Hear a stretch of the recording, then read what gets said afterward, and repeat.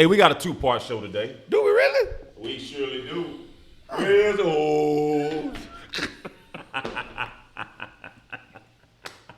No, we do have a two-part. Welcome to 99 and Good Enough. Well, you already know we keeping it a Honda. Delmanel D to my right, Coach Tommy Jones to my left. Two parts to today's show, and we want to, and I believe this is episode 22. Who rocked number 22 back in the NFL? Hall of Famer. Emmett Smith. Emmett to the Smith. Give me another 22. That was my first number for the Spartans. I rocked that deuce. That's why I said it. Was that when you put your hand in the dirt? What you talking about? Hand in the dirt. Number 22. I was a glorified lineman, blocking in the backfield. Hey, episode 22. That's why I said it. Number 22 on 99 ain't good enough. Can I go on my rant? Oh yeah, Dak's rant. Starting now. I was wondering what took you so long. Dak's rant. It's more of a standing ovation. I would like to give a golf clap to my man Kwame Brown. It's like he was reading my mind. Coach Jones knows what I'm talking about. Yeah. It's like he was reading my mind. Does that have anything to do with today's show? I'm not sure, but let me get started with my rant. I saw a video of two kids. I don't know how old they are. Maybe 6 or 7. I don't know. They You gotta laugh, man. Some idiot has them doing the Oklahoma drill when one kid is Twice his size? No, they're probably about the same size, but you could tell one kid was clearly afraid. You know what I'm saying? Okay.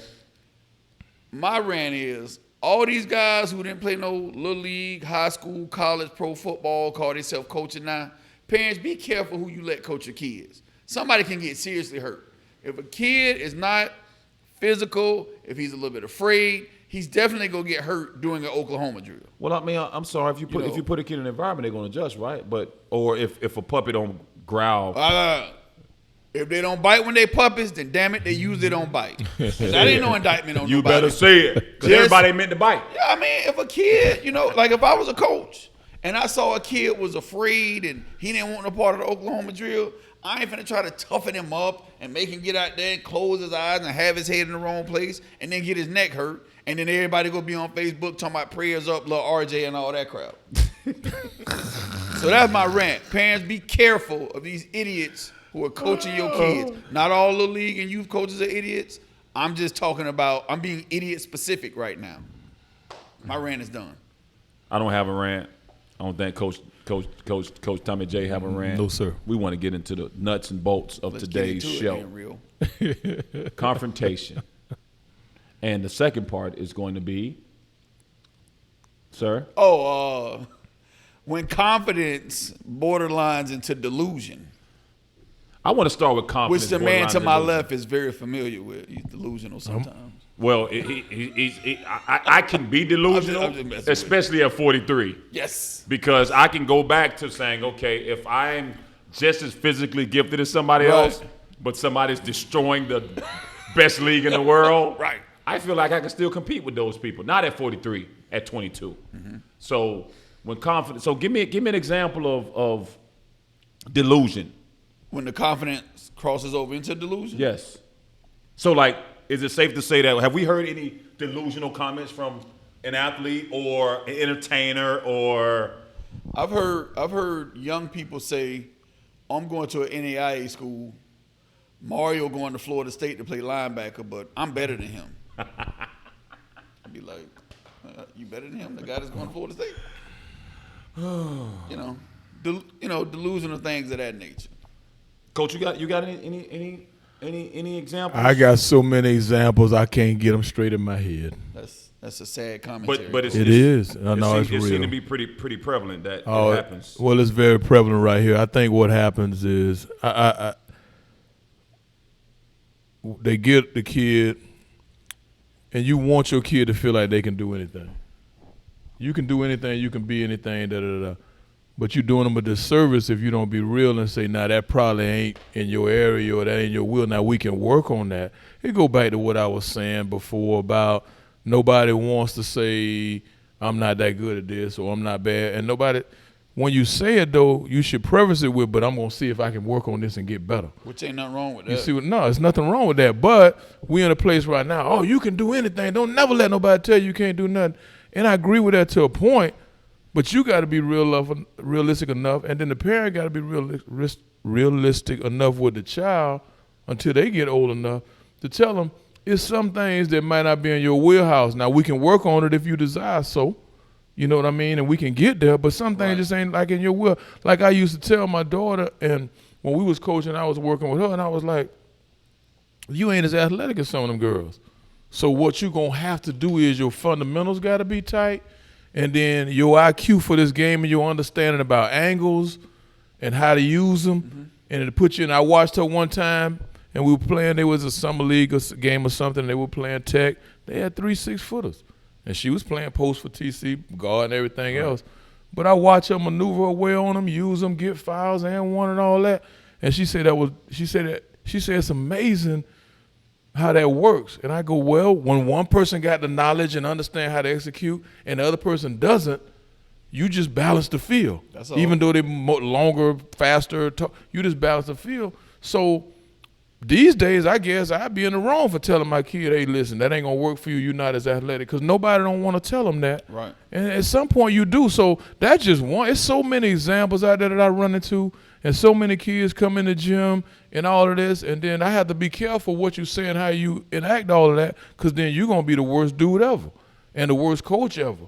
And you crushing their confidence and all of that stuff. Well, I think we all have some similar stories. I believe in the teachings of. I do think we should all, as parents, as mentors, as leaders, as whatever we are in our community of people, our families, or whatever, we should spew to one another that you can do anything that you Absolutely. want. But the biggest problem, I think, and I think it's been a topic that Deb and I wanted to discuss, is because people, kids, women and men, don't have the best gauge on what that looks like because life haven't given them enough to say, okay, no, you're not good enough.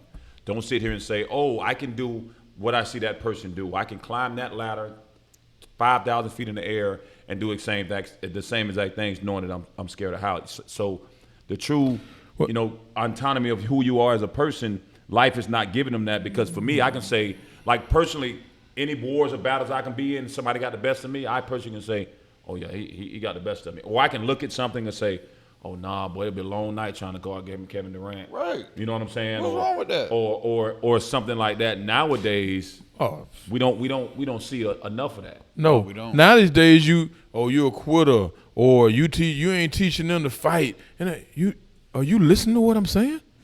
Yeah, teach them. You're not listening to what I'm saying. You see what I'm saying? If you was listening to what I'm saying, you would get this, because I'm making it very plain. Yes. But you're not listening, and that's another thing. People hear what they want to hear. All the time. Of course. I think one of the most interesting things about sports is if a guy happens to come out and say, I just knew, we played Central Florida twice already. I knew Mario was a matchup problem. I knew we couldn't beat him. Then, like Jones said, oh, he a quitter. He wasn't really invested into the game. Yeah. But what's crazy is you would praise a guy for having knowledge of the game and saying stuff like, oh, Central Florida go play Florida International. This will probably happen. That'll probably happen. Blah blah blah. Pride is an animal, though.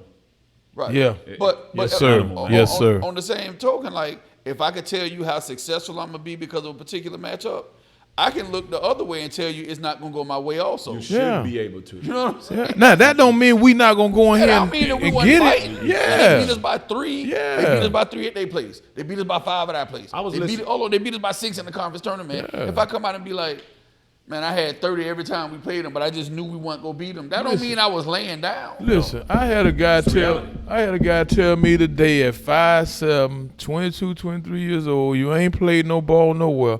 I just need a chance. You just got to give me a chance. And that's what I had, silence.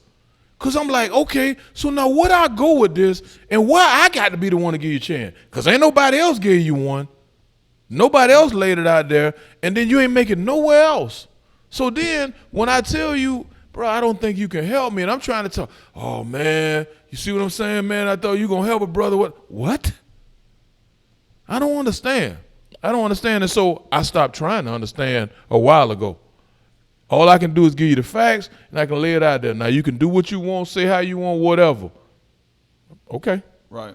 And that's what I end up doing a lot. I hear it, and I say, okay, have a good one. Right. I still ain't picking you up. It's still my squad. There's a few guys in particular, the leagues that I follow, and I don't get a chance to watch much TV, but I watch a lot of sports. But I'm a fan of like a guy like Damian Lillard, and his game, but two, his approach towards the game, and then his level of articulation of commentary that he speaks with. So he was in an interview. It was 5 a.m. I was driving. Not a bad rapper either. No, very good rapper. Yeah. 5 a.m. I was listening to 620 a.m. One of the sports shows, they was interviewing him.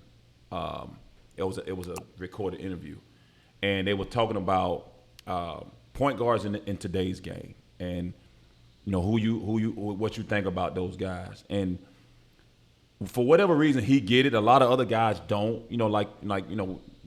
Debonair talks about self-nicknaming and all that, like that type of mentality stuff. But he was talking about, Curry and being one of the better shooters, and the guy was, just talking about statistical data of Curry and how great he is. And he was like, "Do you think you're better than Stephen Curry?" He said, "I think I'm better than everybody, but all of those guys are great. Like I'm playing on the same level, putting up some similar numbers in regards to to my stats, but not maybe making 10 threes. But that's the way he answered the question was very eloquent, and two was very matter of fact and right on point and factual. Like it's factual. Like when I get in front of Curry, I do my thing. Yes, it's done going both ways. It's done going both ways. He done lit Steph up. Yes, Steph done lit him up. So it go, So having more guys and but you don't see it more on the women's side. You don't see too much more of that. Which is something we might want to. It's coming. Dive in and really look at, because you just don't see the arrogance though. No. Listen, I've always said after coaching both, you give me the most arrogant basketball player you can find, and it just translates to a confident dude. Give me the most arrogant girl you can find. I done seen him talk trash. Oh, they not worse than an arrogant dude. Oh no. No, I would definitely. Because dudes is somebody. I always say the most dangerous drug on the planet. It ain't crack. It ain't always testosterone. That's a fact. If you got a little bit more than others, which I think is a great transition to answer the question, and everybody that's listening, it's been a hot topic. It's been a few things going on in the world about confrontation and how do you handle that. So the question we pose is, how do you handle confrontation? Mine is in stages. And when I say stages, when you're learning yourself and learning the world, you can be very active at 8, 9, 10 years old, 11, 12, 15. As you become a little bit more open to see certain things, and people use maturity. I don't think it's maturity. I think you've been either slapped in your face, head beat in, something that happened, and say, okay, I now know how I'm going to approach confrontation. And how do you do that? So, Debonair, how do you approach confrontation? Something just a pet peeve of yours, and I've seen you have to confront certain things. So, give us your approach of how you confront. So, obviously, how do you handle confrontation? I was younger, I would just fly off the handle and just fight. No way. Nah, there's no way. Not you. No. There's no way. I don't believe it. But we were somewhere one day, and it was this older dude, and he knew I didn't care for him because he didn't care for me. We ain't like each other, whatever. So I'm sure you let him know that. Oh, I let him know immediately. But when we was talking about something, I caught him tapping his homeboy, like, "Oh, see, I got him riled up." You know what I'm saying? I'm gonna go down.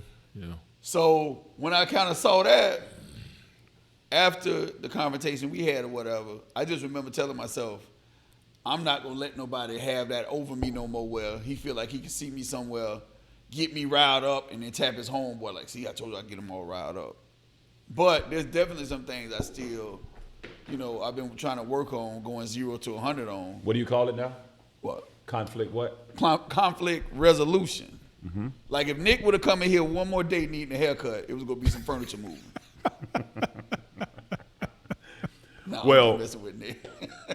my approach about confrontation, present day, in 2021 is real simple. I made a vow to myself when I wrote a mission statement saying I'm just not going to give anyone, and then the power over me that don't significantly mean that. Because that's what it felt like. It felt like Like, when I caught him tapping his homeboy, it felt like I was powerless in that moment. and I've been challenged a lot, with that. Whether it's been, I'm very passionate about competition and coaching and all that, but I don't, or a situation that may have surfaced socially, with a particular person, or whatever, but not giving the person the power, over you. So when you look at a lot of stuff that's going on, and that you gave a hand clap to, a few guys, a lot of people want to see drama, or they want to see confrontation at a certain level. How many people can accept the fact, for example, I don't know much about the Kwame Brown, Stack 5, Matt Barnes situation that's going on. It's getting a lot of headway, A lot of airplay. a lot of airplay now. But I do know that there are 3 men that was on the same platform, and whatever was said, now having some riff for beef. If I was the number 1 pick, and again, like I said, I don't know what was said. At 17 years old. At 17 years of age, and my career didn't pan out at the level that they wanted to do, but all it was for me was to get to the level, and I don't know what Kwame Brown goal was or whatever, then I think every party involved that's discussing business amongst one another, when you're talking about confronting each other, that's more of a, let's talk about where you at present day, see what you went through and get to whatever point. Not us not be sensitive to the fact of, guess what, if you're on a national level and you expose to certain things, well, people, guess what? They talked about Jesus, everybody fair game. Everybody's fair game. So when you're talking about handling the confrontation, okay, ball back now. Don't turn the other cheek. Say what you need to be able to say, but have you done the more inventory within self to know what you went through and what you have gone through to be able to take whatever comes with who you are? We're going to deal with some possible confrontation by being on this platform, saying the things that we say, somebody mentioning certain things. How will we handle that? How do you handle that? Coach, in your experiences, when you say confrontation, knowing whether it was good, bad, or indifferent, I'm sure we all have learned from that. How have you learned or handled confrontation? Well, first of all, it's 4 words I use. And one of them I stole from the movie Training Day. And it's gains and losses, smiles and cries. All right? First time anything start coming up, my head turning quick. What I'm gonna gain from this here? Mm-hmm. What I'm gonna lose from this here? Okay. And there's gonna be some smiles or cries. I'm in control of all that. The second thing is I'm looking at the person and I ain't sizing them up fight-wise, I'm sizing them up intelligence-wise. And I'm saying where I got to go with them to diffuse them first if I can. Mm-hmm. All right? Because if I can't, then we'll do what we got to do. Yes, sir. Don't get me wrong. But where I got to go with this, and it's not backing down, it's just that I'm looking at their intellect and saying, oh, they thinking this. It's kind of like what Dyke's saying. They looking and saying something, tapping the homeboy because they thinking, okay, I got him. I got it. See, and this is how I always look at everything. You can't have me. You can't have me. You can't control me. You can't run me. Now, if I jump over there and whoop your ass, it's truly going to be because I wanted to jump over there and whip your ass, not because you made me jump over there and whip your ass. Gotcha. You understand what I'm saying? Gotcha. So I'm looking at controlling that, and I'm looking at your intellect and what I'm dealing with. Now, I could be wrong, and I could be making the wrong judgment. That's your gauge, though. That's my gauge. Yes, sir. You see what I'm saying? And then, of course, you look at when I was younger, I didn't look at there was no losses. There is nothing to lose. As I get older, there's plenty to lose. There's people I have around me counting on me. There's people I have around me looking at me. There's people around me judging whether I like it or not. And it sounds arrogant to say, but they're judging how they going to make up their next day or whatever based on what I do and based on the situation. And as I've gotten older, I learned all that's in there. Now, that sounds a lot to think about, but it's not. It go in an instant. Right. And then it starts with being aware of what you're walking into. Being aware. Because when I come in here, I'm comfortable. I'm down. It's love in the air. I know I got y'all. Everybody treat everybody with love and respect. You understand what I'm saying? But now I go to certain places, and ain't necessarily a bar, but it's just certain places, man. As you get older, you feel the air, bro. Yeah. You feel the air, and you feel the little bit of tension. Yeah. You see people in their face, they had a bad day, whatever. So guess what? I might take the liberty. And Dak done seen me with certain stuff. I just watch. Yeah. I just watch. And now, don't mistake any of this for I won't get in your ass. Yeah. You understand what I'm saying? And don't mistake this for being a coward or backing down. That's not what it's about. But you can't have me. You can't control me.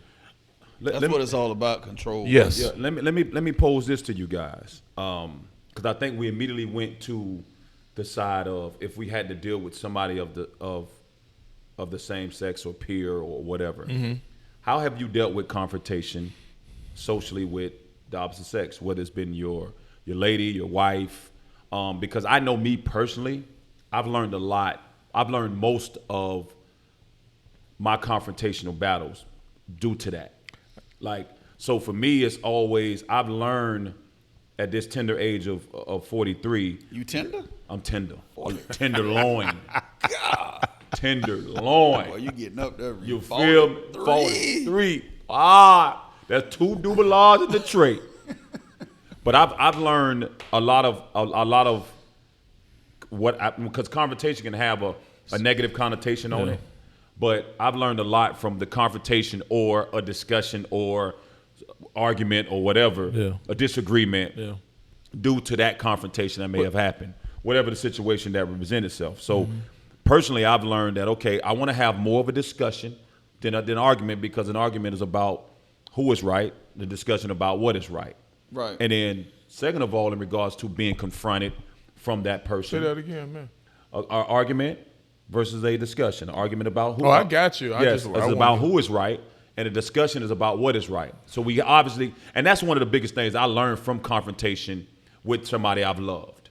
You know what I'm saying? Like, as I can sit back and I can reflect on it, I can say, you know what, I wasn't right. And me and Debonair's had, very candid conversations concerning that in the past. Like, we as men, a lot of times when we are confronted, and we can be wrong, we have a great An uncanny way of flipping it. Yeah.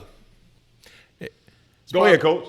I think y'all might not agree. As I've gotten older, I've realized a few things, man. Again, you got the weight of the situation, and then sometimes you might want to give that battle up to win that war.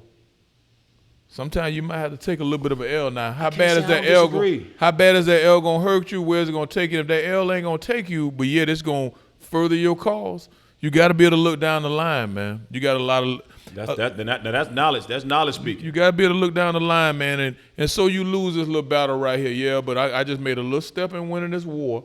And when I win this war, because when I go to win the war, I'm going to extinguish your ass. That's it. Yeah. That's the end of it. Ain't nothing. Yeah.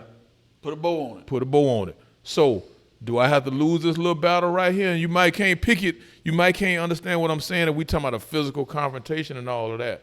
And I'm not talking about that. Once again, I'm going mental. Right. Because that's what it's it's but that's the battle. It's all mental. Yes. If you confront it, yes. Okay, if you were in the street and somebody confronted you concerning them want to go to fisticuffs, then that's a little different. But we talking about a mental, battle back and forth to be able to discuss something where, okay, you were confronted by how you reacted to something last night or something that you said to me on this particular day.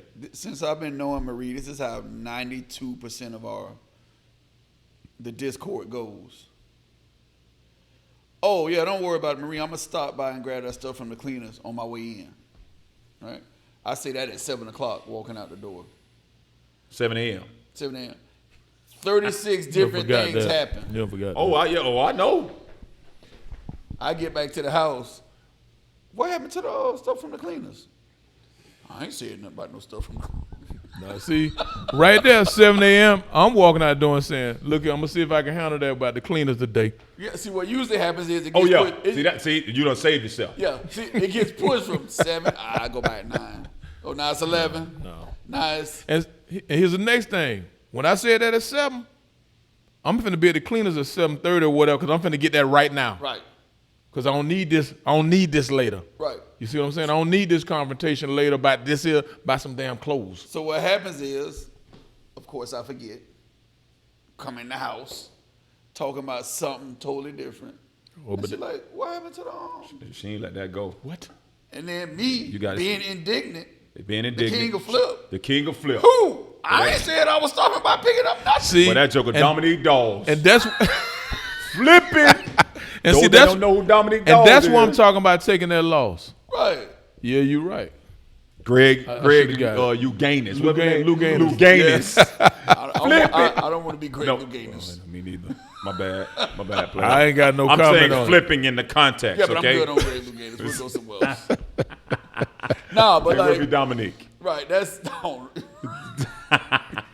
no. So what I've had to learn over time is like Coach Jones say, and I don't know if Nick can edit this. Sometimes you got to shut your damn mouth. Like you were wrong. You don't have to edit nothing. We wrong. Well, I was gonna drop the F-bomb, but sometimes you be wrong. Like Well, you no, said ain't no sometimes. No, like you said earlier. Often. Yeah, like you said Often earlier. you wrong. Oh yeah. What you mean? So often. Oh, so often. Because here's the thing that we have to be acceptable. Go ahead. Not only am I guilty of being wrong, dead wrong, I'm guilty of what my grandfather told me. One of them that you can't be loud and wrong. Yeah. Oh yeah. You can't be loud and wrong. Testosterone through the roof. Dangerous. Man, I ain't say that. Dangerous. Don't you, man? Come on, man. You witness here again today. And then Nolly walk in and be like, "Hey, Dad, did you get the stuff from the cleaners?" Oh, I did say that. Don't be loud and wrong. Can't be loud and wrong, folks. So the thing that we have learned, obviously, because I know for me, confrontation at 15, 20, 25, 30 look totally different than it does now. And now we can speak from a place of experience saying, okay, I mean, you deal with, like I've dealt with things from parents. There's still confrontation, you know what I mean, with those that you love, that you'll be presented with certain things. And then you have to, the first thing I always do is I step away and I reflect on it before I do anything. Like I step away from it if I can see myself discussing or talking about it. And then I'm like, okay, well, like you said. Now, what a lot of times what a woman would say is, I think women do a very good job of picking their battles. They do a very good job of that. For us, we don't. You know, Men are generally they smarter, bro. Of course they are. Yeah, men are generally just. Yeah, of course they are. But a lot of our confrontation where we going to grow from and learn from, because a lot of people are not still willing to learn from confrontation. No. They still pop it off. And will continue to pop off for the rest of their life. Right. They're not trying to learn, from that. So how, do you handle that? When I see a reactionary moment in the confines of a basketball game, guy step in your chest, he call you out your name or whatever, you being confronted now, what are you going to do? Right. Yeah. Well, it's a couple ways. It depends on it. If it's game 2 of the NBA season or the NHL season where you don't get in trouble for fighting or whatever it may be, then we got to check up. Yeah, I mean, you got to check in. If it's a playoff game, you gotta saying? find a clever way around it. Or you can go off with a lot of stuff that's been a lot of that. Trust me, your rep set, man. You set your rep early. You do the things early. Cause I know stuff like that. You step into my chest, I'm gonna look at you, and you gonna clearly understand. Make sure this is what you want to do. All right, make sure this is what you want. Cause like L say, who is it? LL say, I'm like Tyson Ice, and I'm a soldier of war, making sure you don't try to battle me no more. That's a classic line from I'm Bad, for those of you keeping score at home. Mr. LL Cool J is hard as yeah. So no matter nobody, I don't care if you So if you Classic carrying ball. yourself like this, what's gonna be, and then it's like, okay, is this what we going? Right. This what we doing? Right. Interesting by LL, real quick, give the LL a little bit more airplay. You know, LL for like the first 3 albums, he didn't curse. Yeah. I think I knew that. I didn't know that as a fact, but as you saying Rakim it, I don't didn't remember either. him doing. Yeah, No, no Rakim curse. didn't do that. No. Bars, Yeah. no curse. No curse. Bars. Yeah. Yeah. But yeah, I mean, I want. I mean, this podcast for us, it's always been a topic for me as I see so many scenarios that surface and how people and confrontation don't have to always be an argument. It can be when you walk up to a coach and you're confronted something that to hold you accountable, or Right. a direction that you need to be able to speak on, or like whatever question. It's not always a negative thing. Go ahead, coach. This is another thing, just getting older, man. You learn, if you want to keep things pretty simple, just deal in facts. If you deal in facts, everybody not might understand facts, but then you don't get upset about non-facts. You secure in what you're doing, you secure in what you're saying. And I may I'll give you an example. I had a handler, I call them handlers, not a parent, handler come and tell me this, that, run off just all this list of things. Bad, Coach. Coach, you had a player that cold that they required a handler? They thought they was But they cold. were 5-star? Had to be if you got a handler, Reed. Listen, they was 5-star after they got hit in the head by somebody going to the rim. That's the only 5 stars they said. like Yeah, that's it. But they, after the handler, Only 4 and 5 stars had handlers. hey, no, everybody got handlers these days. Am I lost? But I've been wrong You before. lost. Everybody, they got handlers. Man, I'm Coach, telling stop you. it, man. I ain't sir. believing that. But listen, so the handler hit me up. You don't know this. You the worst ever. Da da da. I said, hold on. I hit him with a fact. Let him say a little bit. Hit him with a fact. Well, I ain't talking about that. Okay, then they go on. So now I'm already thinking, this is not going nowhere because of facts. You just dismissed it with nothing. You just dismissed a fact with nothing, with your personal beliefs. So now this is all personal at this point. So then at that point, so now I'm saying I could really destroy you straight fast and come on. And I'm like, I ain't gaining nothing from it. So then I let you go on. And I just listen. And you tearing into my ass, okay? Not cursing me or nothing, but you just going, you ain't this and that. But it's what you learn over time. Then you get through and I say, you finished? Have a good one. Because I know the facts. And I know, and that's not going to change nothing. And like I said, as you get older, you'll see, once you know the facts, they can't have me. You can't have me like that. Maybe I'm too big on logic because, like, the way I think. That doesn't work no more. Yeah, the way I think is if I come in here and I say, Jones, you never won a conference championship. You never coached any girls to go D1. You never blah, blah, blah.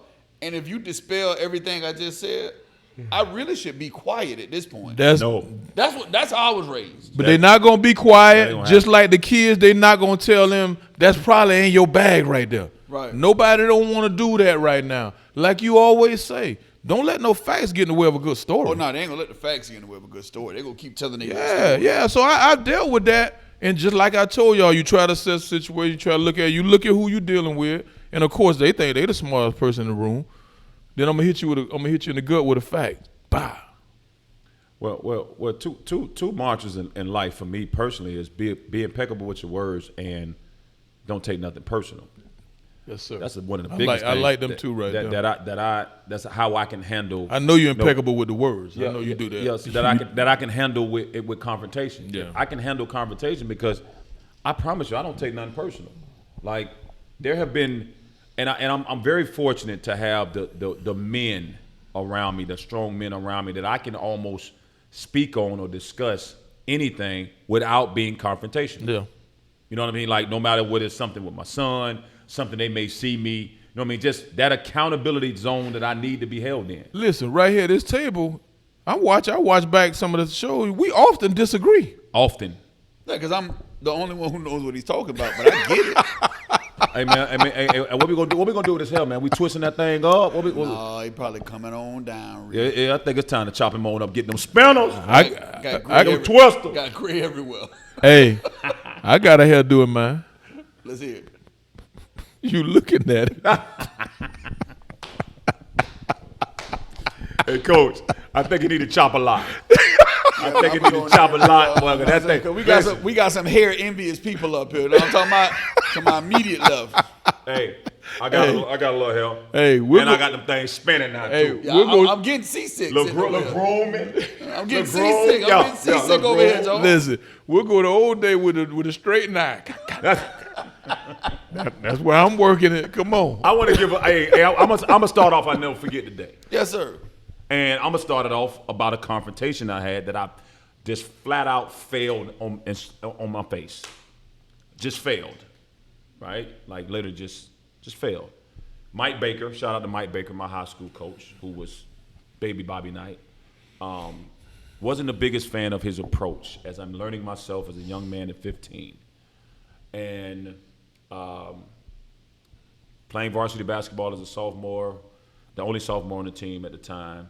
And I was, getting acclimated to just getting into my own. Junior year, fast forward, I come into my own. I'm feeling myself a little bit. I'm starting to get recruited, whatever, right? Fast forward to my senior year. So now I've handled Mike from sophomore through everybody quitting, won one game, all that. Junior year, we win districts, big turnaround, going to my senior year.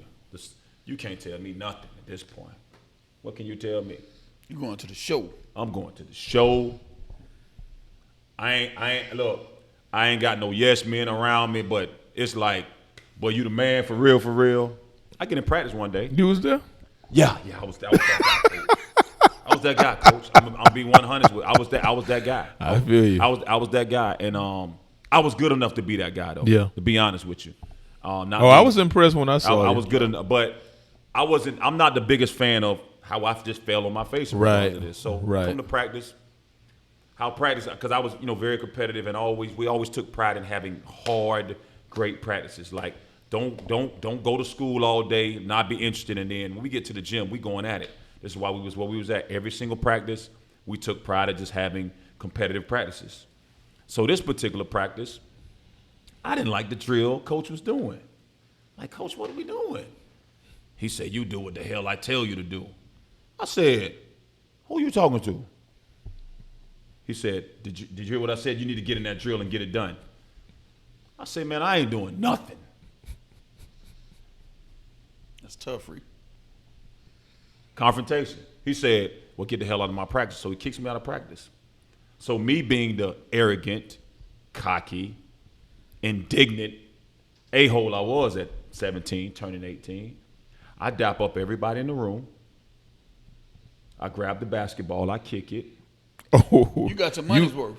You said in the state, you acting out of I play. was. Jeez, man. So that confrontation of, because at the time, I didn't think it warranted me being kicked out of practice, but going back on it and thinking about it and reflecting on it after the fact, I had never even questioned anything that he'd done.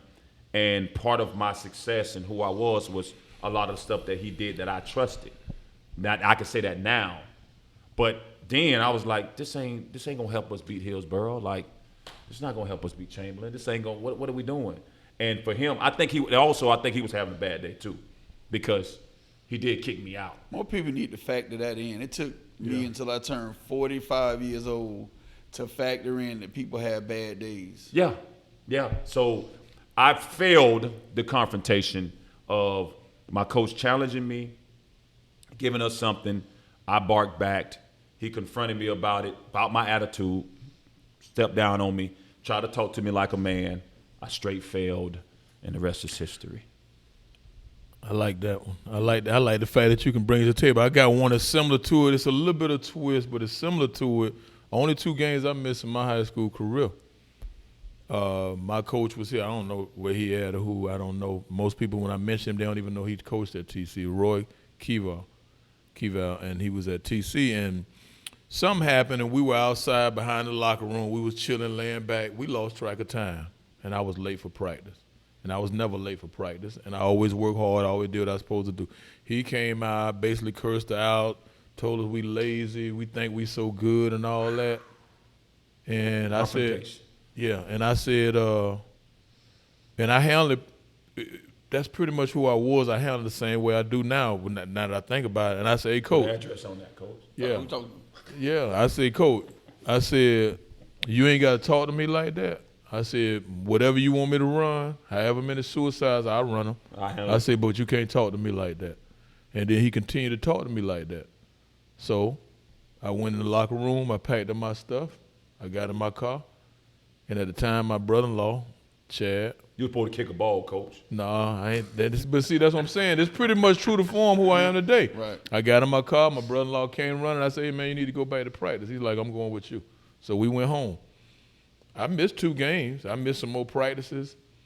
Principal called me in. The AD, they wanted to know what was going on. At the time, we was ranked in the state and number 2, I think. And, I had a pretty good name and all of that. And ended up getting settled. I came back, and me and him ain't really talked the rest of the year, and that was fine. And I played, and I did what I do. You know what I mean? But that kind of set the stage. And now that I think back and look back for who I am and how I deal with stuff, because I was like, hey, man, I'm wrong. I'll take the punishment, but what you ain't going to do is talk to me like that, because I don't disrespect you. You see what I'm saying? Mm-hmm. And I never forget that as long as I live, and you bought that, your story kind of brought around. So it's similar to yours. You see what I'm saying? But true to form, that's how I kind of deal with things. Yeah, I had since we speaking about teachable failing moments, my son who's getting ready to graduate, he was a little boy. Miami was playing Virginia Tech, and I can still see the play. Somebody face cut, Antrell roll, and called a slant. He literally almost got his fingertip on it. Dude caught the ball, kept the drive going. Virginia Tech beat Miami. I throw the remote control. Like, damn! I used to do that often. Ain't thinking nothing of it. Probably about an hour later, my son, who's probably 2 or 3 at the time, he's in the kitchen, something won't work, one of his toys. He threw it and said, damn! Which I didn't think was funny. I was more embarrassed at the time.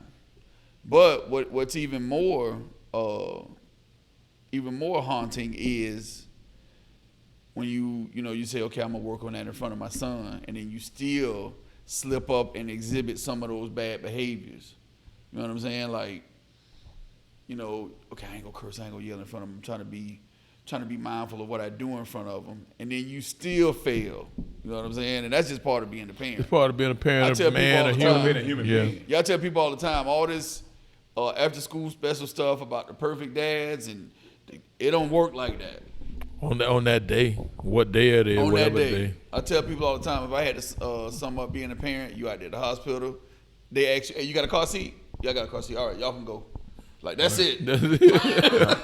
Ain't no manual, ain't no instructions. Ain't no instructions, ain't no none nothing. of that. So you freestyle. And 3 days after the moment drop, boy, they come out there. Yeah. Right. 3 days, 72 hours. It's time. That's it. All right, we'll see y'all later. Yeah. It ain't no big special ceremony because your kid's so special. No. Nah. Boy, I'm talking about they pumping out. Boy, they being born every 20 minutes. Y'all gotta go. Yeah. So, as a result, my son, he's pretty level-headed, but he still got a little bit of a temper. But I'm just glad he didn't inherit a lot of those bad, stupid traits. They always watching. Yeah, they always watching. Yeah, listen, we know that. I think we've learned that now. I learned that late. If you apply fisticuffs within your family and things that you're doing, that level of aggression and things, they're going to follow the same things. Even though I heard people say they're always watching, it didn't hit me until I threw that remote and said, damn, and then he did. Well, and I'd never forget that. Here's the thing, too. They always watching as the trainer, coach, or coach. They watching. My thing is live your life like somebody always watching. Always, I say it all the time. I man. love it. Another epic one down. Yes, sir. Another epic Was one it down. epic? It's always epic. Amongst this energy right here, man. Man, how many subscribers are we up to? We trying to We get got to to be at like 500. 280. We at about 280. I know I got like 7 of them this week. You feel me? I'm trying to get 7 a week. That's my goal. I still say it's people watching and you enjoying it, but for whatever reason, you don't want to go ahead and subscribe and all of that. Maybe you don't know how to subscribe, so what they need to do? Hit that like button. Ching, ching. Thumbs up. Thumbs up button. Listen, there's somebody going to eventually comment on something they want to hear. Delmanel talk about, Love talk about, and Coach Tommy talk about. Tommy Gunn, They want to hear, a.k.a. Jimmy Jones, because he dropped gems. That's from my man Pelham. hey, Call they him want Jimmy to Jones. hear something. So don't forget to hit the button. 99 ain't good enough where we keep it up. 100. We out.